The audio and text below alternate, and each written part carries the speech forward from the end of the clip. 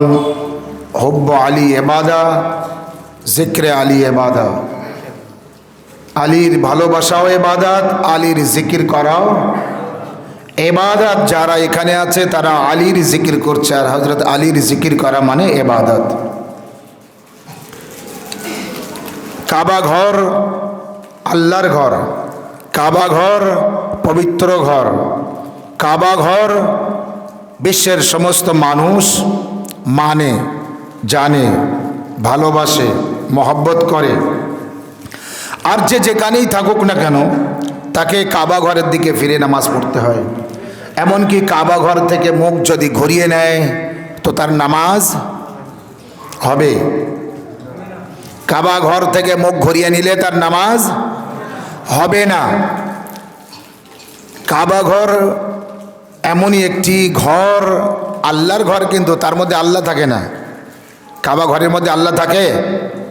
যদি কাবা ঘরের মধ্যে আল্লাহ থাকে তাহলে পৃথিবীর আর কোথাও আল্লাহ নেই। তার মানে আল্লাহ এক জায়গায় থাকে না। আল্লাহ কোথায় থাকে? আল্লাহ সব জায়গায় থাকে। তো কাবা ঘর কিন্তু আল্লাহর ঘর।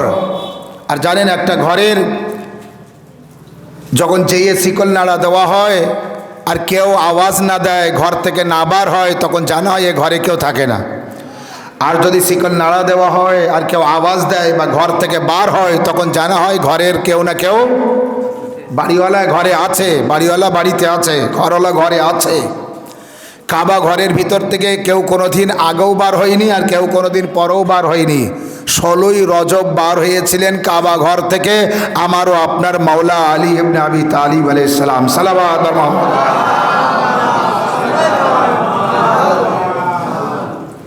কাবা ঘর আল্লাহ নবী বলেছেন, ইয়া আলী হুব্বুকাল ঈমান বা বুগযুকান নিফাক, হে আলী তোমার ভালোবাসা ঈমানের পরিচয় আর তোমার সাথে দুশমনি মুনাফিকের পরিচয়, নিফাকের পরিচয়। আলী আলাইহিস সালামকে ভালোবাসবে না কেউ, কিন্তু যে ভালোবাসবে সে মুমিন। আর আলী আলাইহিস সালামের সাথে শত্রুতা করবে না কেউ, কিন্তু যে করবে সে মুনাফিক। আর জান্নাতে মুনাফিক কখনো যাবে না, কারণ মুনাফিক বড় নাপাক। আর মুনাফিকের রোগ, কাফির ও মুশরিক রোগের ঔষধ আছে, মুনাফিক রোগের ঔষধ নেই। মুনাফিকিয়াত থেকে বাঁচতে গেলে আলিয়ান ওয়ালিউল্লাহ পড়তে হবে। যদি আলিয়ান ওয়ালিউল্লাহ পড়েছে তাহলে মুনাফিকিয়াত থেকে বাঁচবে, যদি আলিয়ান ওয়ালিউল্লাহ না পড়ে তো মুনাফিকিয়াত থেকে বাঁচতে পারবে না। ফাতমা বিনতে আসাদ কাবা ঘরে গেলেন, দরজার পাশে দাঁড়ালেন, আগে ঘরের চারিধারে, কাবা ঘরের চারিধারে তওয়াফ করলেন, চক্কর লাগালেন, তওয়াফ করলেন। এরপরে ফাতমা বিনতে আসাদ কাবা ঘরের দেওয়ালের পাশে দাঁড়ালেন আর আল্লাহর হামদ সানা করলেন, হে আল্লাহ আমি তোমার প্রতি ঈমান রাখি, তোমার নবীর উপরে ঈমান রাখি এবং তোমার ওলির উপরে ঈমান রাখি। আল্লাহ এই মুহূর্তে আমার যে মুশকিল আছে এই মুশকিলকে তুমি আসান করে দাও। সাথে সাথে ওই জায়গার দেওয়াল ফেটে গেল। ফাতমা বিনতে আসাদ কাবা ঘরের মধ্যে প্রবেশ করলেন। ফাতমা বিনতে আসাদ কাবা ঘরের মধ্যে প্রবেশ করার সাথে সাথে দেওয়াল ওই জায়গায় লেগে গিয়েছিল, ঠিক আছে, কিন্তু একটা দাগ রয়ে গিয়েছিল, একটা দাগ থেকেছিল। পরে চেষ্টা করেছে মানুষ বার করার জন্য, কিন্তু তালা খুলতে পারিনি, ভিতরে প্রবেশ করতে পারিনি। আর রাসূলুল্লাহ ওই সময় বাইরে ছিলেন। যখন বাড়িতে আসলেন আর জানতে পারলেন তো রাসূলুল্লাহ 16ই রজবে কাবা ঘরে গেলেন। হযরত আলী আলাইহিস সালাম জন্মগ্রহণ করেছেন কত রজবে? 13ই রজবে। আর রাসূলুল্লাহ কাবা ঘরে যাচ্ছেন আলী আলাইহিস সালামকে আনতে 16ই রজবে। আলী আলাইহিস সালামকে আনতে রাসূলুল্লাহ গেলেন কাবা ঘরে এবং মাওলা আলী আলাইহিস সালামের মায়াকে দেখলেন, মনটা খারাপ। কারণ একটা বাচ্চা হয়ে জন্মগ্রহণ করার পরে বেঁচে থাকার 3টে প্রমাণ থাকে, ফাতমা বিনতে আসাদ একটাও পাননি। বাচ্চা জন্মগ্রহণ করে কাঁদে, হযরত আলী কাঁদেননি। বাচ্চা জন্মগ্রহণ করে চোখ খোলে, হযরত আলী আলাইহিস সালাম চোখ খোলেননি। বাচ্চা জন্মগ্রহণ করার পরে মায়ের দুধ পান করে, হযরত আলী আলাইহিস সালাম তাও করেননি। তার মানে 3টের একটাও পাওয়া যায়নি। তার মানে মার মনটা খারাপ থাকবে। তাই রাসূলুল্লাহ এসে বললেন, আম্মি, চাচি যান, এত সুন্দর সন্তান পেয়ে, বাচ্চা পেয়ে কি আপনি সন্তুষ্ট নন? বলে, হ্যাঁ বেটা আমি সন্তুষ্ট, কিন্তু আমার এই যে বাচ্চা এ এখনও চোখ খোলেনি, কাঁদেনি, দুধ পান করেনি, তো আমি সন্তুষ্ট থাকি কিভাবে? বললেন ঠিক আছে চাচি যান, আমার হাতে দিয়ে দেন। কোরআনকে রাখার জন্য যেমন রেহেল কাঠ খোলা হয়, রসুল্লাহ হাত পাতলেন আর ফাতমা বিনতে আসাদ ওইভাবে রসুল্লাহর হাতে হজরত আলী আলাইহিস সালামকে দিয়ে দিলেন। কোরআনের উপরে যেভাবে কোরআন রাখা হয়, রসুল্লাহর হাতের উপরে মাওলা আলীকে দেওয়া হলো। মাওলা আলী আলাইহিস সালাম রসুল্লাহর হাতে এসে এবার সর্বপ্রথম, এই কিন্তু 3 দিন পর, এবার চোখ খুললেন। সালাওয়াত।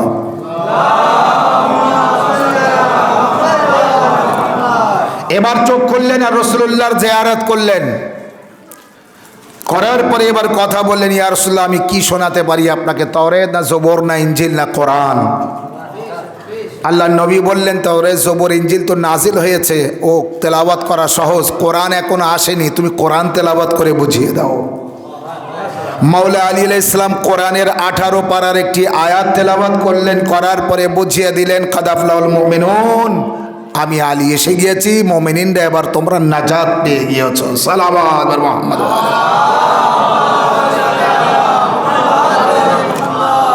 আনকরিব, খুব শীঘ্রই মুমিনিনরা নাজাত পেয়ে গেছে।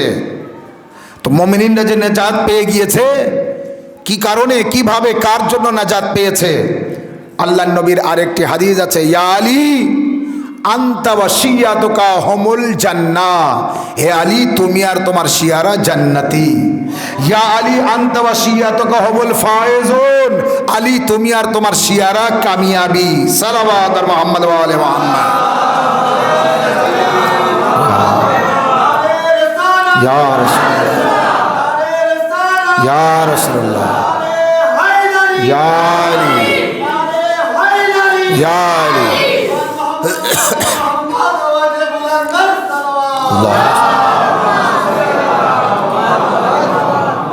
তো রসুল্লাহর হাতে এসে প্রথমে রসুল্লাহর জিয়ারত করলেন, তারপরে রসুল্লাহর সাথে কথা বললেন, কোরআনের আয়াত পড়লেন।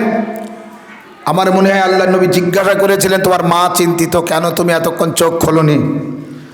তো নিশ্চয়ই মাওলা আলী আলাইহিস সালাম এই জবাব দিয়েছে, আপনি আসেননি তাই আমি চোখ খুলিনি, আপনি আগেই চলে আসতেন তো আমি আগেই চোখ খুলতাম, কারণ আমি সর্বপ্রথম দিদার আপনার করব, জিয়ারত আপনার করব। আছে দুনিয়ার মধ্যে এমন কোনো ব্যক্তি যে জন্মগ্রহণ করে সর্বপ্রথম রসুলুল্লাহর জিয়ারত করেছেন? মাওলা আলী আলাইহিস সালামের সাথে কারোর তুলনা করার আগে ভাববেন সে জন্মগ্রহণ করে কি দেখেছে আর কাকে দেখেছে। আর মাওলা আলী জন্মগ্রহণ করে কাকে দেখেছে এবং কি পড়েছে। আলী আলাইহিস সালামের সাথে কারোর তুলনা হবে না। কে কোথায় জন্মগ্রহণ করেছে, কিন্তু মাওলা আলী কোথায় জন্মগ্রহণ করলেন? আল্লাহর ঘর, পবিত্র ঘর কাবা ঘরের মধ্যে জন্মগ্রহণ করলেন। তারপরে মনে হয় বলেছিলেন নিশ্চয়ই আলী তুমি এখনো পর্যন্ত সমস্ত বাচ্চা জন্মগ্রহণ করার পরে কাঁদে, তুমি তো কাঁদোনি। নিশ্চয়ই মাওলা আলী আলাইহিস সালাম এই উত্তর দিয়েছেন, কেউ যখন কাঁদে, কষ্টে কাঁদে, ভয়ে কাঁদে, আতঙ্কে কাঁদে, নতুন জায়গায় যায়, আতঙ্ক হয়, ভয় লাগে, তার মধ্যে ডর মেহসুস হয়, তো সে কাঁদে। আলীর জন্য এই দুনিয়া তো নতুন জায়গা না। এ হতে পারে না কে আলী এই দুনিয়ায় এই প্রথম এসেছে তাই ভয় লাগছে আর কাঁদছে।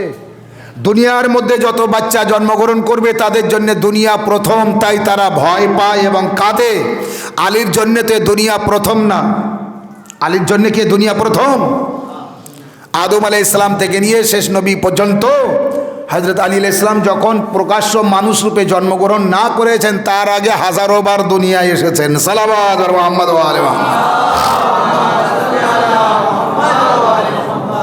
আর তার ঘটনা আপনারা জানেন, জনাবে সালমানে ফার্সি যখন প্রায় 300 বছর বয়স, আর মাওলা আলী আলাইহিস সালাম ওই 15-16 বছর বয়স, 15-16 বছরের একটি বালক বলুন, যুবক বলুন, খরমা খেজুর খেয়ে আটি ফেলে দিয়েছিলেন, সালমানে ফার্সির গায়ে লেগেছিল। তো সালমানে ফার্সি বলেছিলেন, আমি এত বয়স্ক একটা মানুষ, আলী তুমি ছোট মানুষ, আমার সাথে ঠাট্টা করছো?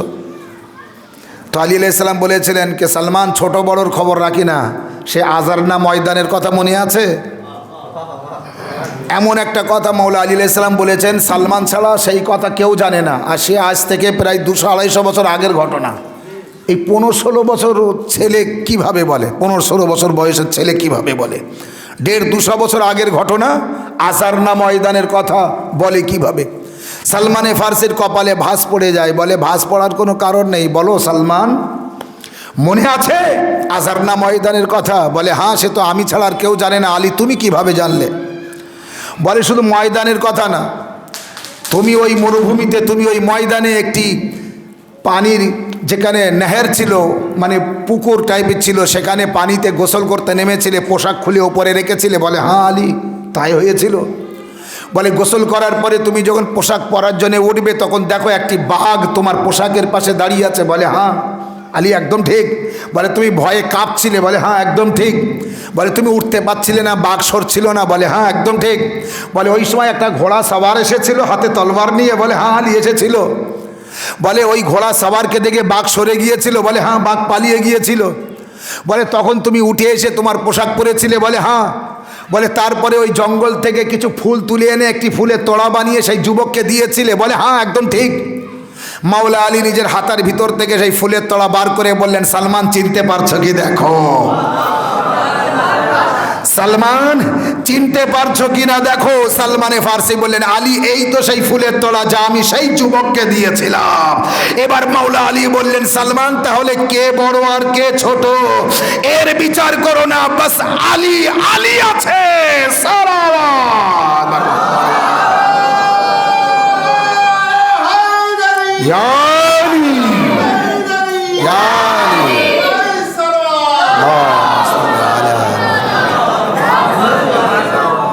খবরদার সালমান, আলীকে দেখে ছোট ভেবো না।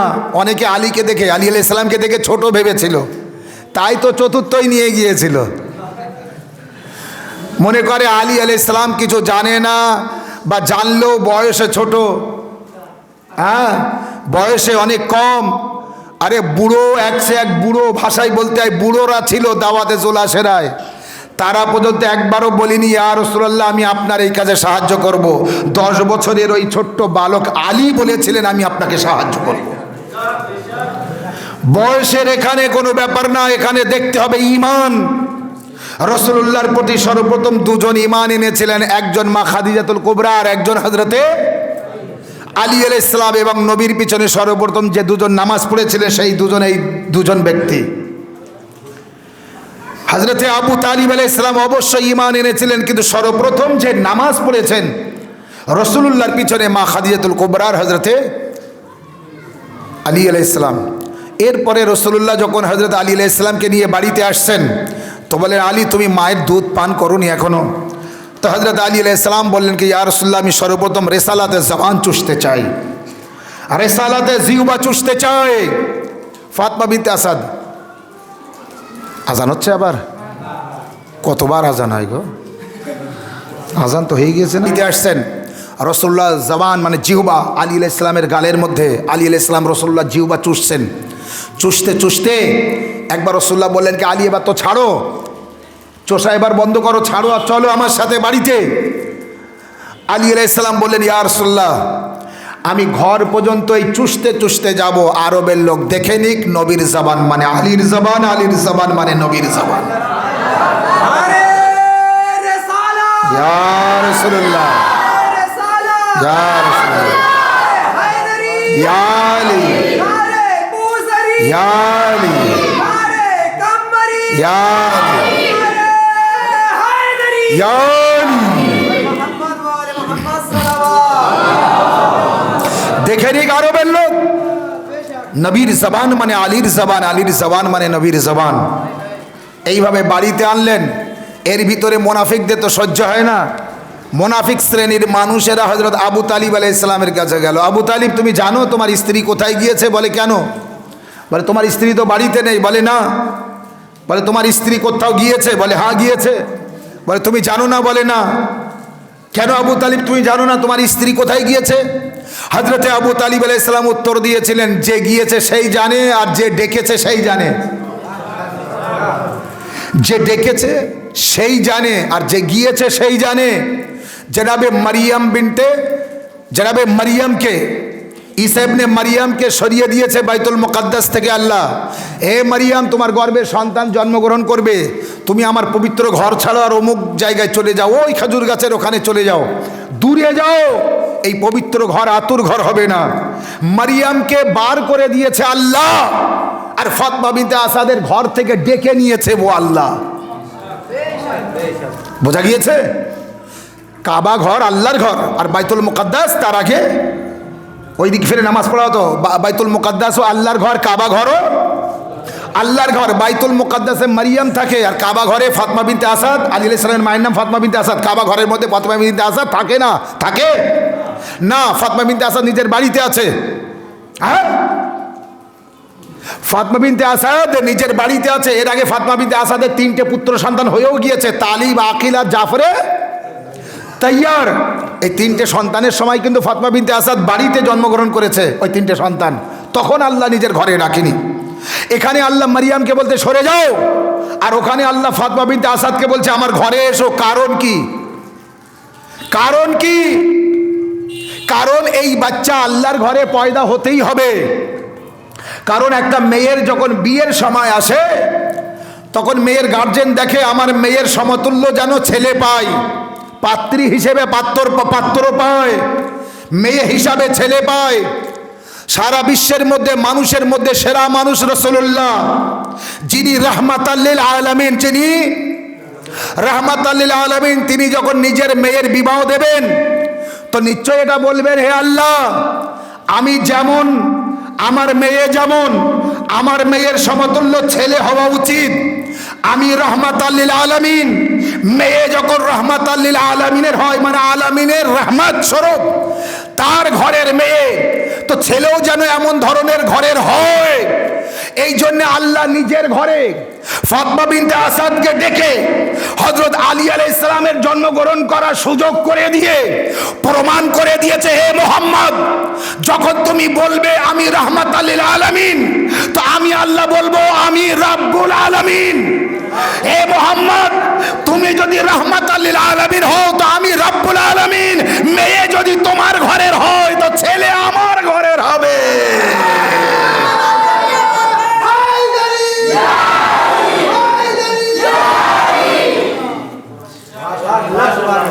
পাত্রী যদি তোমার ঘরের হয়, তো পাত্র হবে আমার ঘরের। তুমি একাই বলবে আমি রাহমাতাল লিল আলামিন, আমি কিন্তু রাব্বুল আলামিন।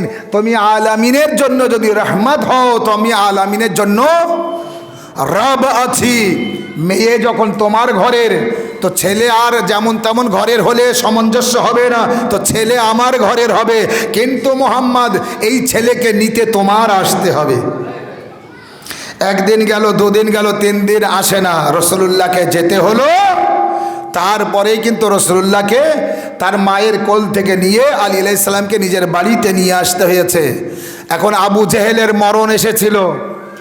আবু জেহেল বলল, যখন কোনো বাচ্চা জন্মগ্রহণ করে, লাত, মানাত, উজ্জা, বড় বড় 3জন খোদার পায়ের নিচের ধুলো এনে তার কপালে দিলে, সে বড় হওয়ার পরে লাত, মানাত, উজ্জার কাছে মাথা নত করবে এবং খুব ভালো সেজদা করবে। বোঝা গিয়েছে? পূজারি, ভালো পূজারি হবে। আমারও আপনার মাওলা আলী, ছোট্ট আলী আলাইহিস সালামের সামনে এসে দোলনায় শুয়ে আছে, আর সেই সময় মরণ হয়েছে। কি করবে? পাকনা গচিয়েছে, ঠিক আসবে, ঠিক সেই লাত, মানাত, উজ্জার পায়ের নিচে সেই ফুল ধুলো বলে না, ওই নিয়ে এসে মাওলা আলী আলাইহিস সালামের কপালে দিতে গিয়েছে, আর মেরেছে টানা একটা চড়। ইয়াদুল্লাহ পড়েছে আবু জেহেলের গালে, গাল ঘুরে গিয়েছে, মানে সামনেরটা পিছনে গিয়েছে, আর পিছনেরটা ঘুরে সামনে এসে গিয়েছে। আবু একদিকে হয়ে গিয়েছে, জেহেল আর একদিকে হয়ে গিয়েছে। সালাওয়াত আর মুহাম্মাদ। কারণ আলী আলাইহিস সালামের ফজিলত দেখুন। কাবা ঘরে তাওয়াফ করছিলেন সবাই, ওই সময় একটা ব্যক্তি, এক যুবক, তাওয়াফ করতে করতে একজন অন্য কোনো মহিলার দিকে বারবার নজর গিয়েছে, তার নজর পড়েছে। আর ওই সময় মাওলা আলী আলাইহিস সালাম আর এক জায়গায় তাওয়াফ করছিলেন, অনেকটা দূরে। কিন্তু সে দেখলো হঠাৎ করে তার গালে একটা চড় পড়ল। সে লক্ষ্য করে দেখে হযরত আলীর চড়। সোজা গিয়ে হযরত ওমরের কাছে গিয়ে বিচার দিয়েছে।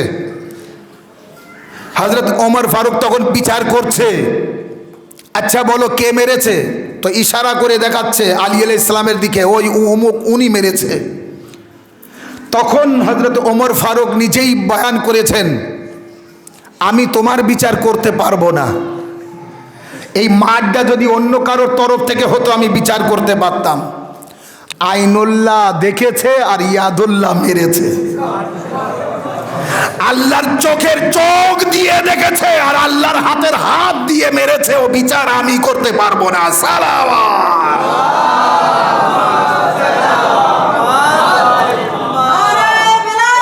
আলিয়ান ওয়ালিউল্লাহ, আলিয়ুন ওয়ালিউল্লাহ। এই জন্যে এই বিচার আমি করতে পারবো না। তো বোঝা গেল আলী আলাইহিস সালামের মহব্বত ও ভালোবাসা এই জন্যে আল্লাহ ফরজ করেছে। আল্লাহ নবী ও হাদিসের মধ্যে বয়ান করেছেন, আন আবু যার গফফারি قال قال رسول الله صلى الله عليه وآله وسلم مثل علي في هذا الأمة كمثل الكعبة النظر إليها عبادة والحج إليها فريضة। আবু যার গফফারি বলছেন কে নবী বলেছেন, আলী আলাইহিস সালামের উদাহরণ আমার উম্মতির মধ্যে এমনই যেমন কাবা শরীফ, যার দিকে দেখা ইবাদত, যার হজ করা ফরজ, সেই কাবা শরীফের সাথে তুলনা করে দিয়েছেন। বোঝা গেল কাবা শরীফ যেমন পাক, আলী আলাইহিস সালাম তেমন পাক। কাবা শরীফ পবিত্র, আলীও পবিত্র। কাবা আল্লাহর তরফ থেকে, আলীও আল্লাহর তরফ থেকে। কাবা বুলান্দ, আলীও বুলান্দ। কাবা কারোর কাছে যায় না, সকলকে কাবার কাছে যেতে হয়। আলী আলাইহিস সালামও কারোর কাছে যায় না, যে যেভাবে যেখানেই থাকুক না কেন, যদি নবীর মেম্বারও দখল করে বসে আর মুসিবতে পড়ে, তাকেও আলী আলাইহিস সালামের কাছে আসতে হবে। সালাওয়াত আর মুহাম্মদ ওয়া আলে মুহাম্মদ।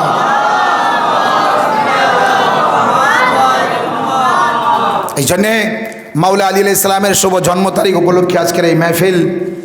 বাস আমি শেষ করব দুই একটি কথা বলে, দোয়া, যাতে আমরা এই মাহফিলকে যেভাবে বড় করে করতাম, আলহামদুলিল্লাহ অবশ্যই এটাও সেইভাবে করা হচ্ছে। সকলের সহযোগিতা থাকলে ইনশাল্লাহ আগামী দিনে মাহফিলকে আরও বড় থেকে বড় করে করতে পারবো। আল্লাহ তাআলার কাছে দোয়া করব, পরবর্তীকার আমাদের এই মাহফিলকে কবুল করে নিও।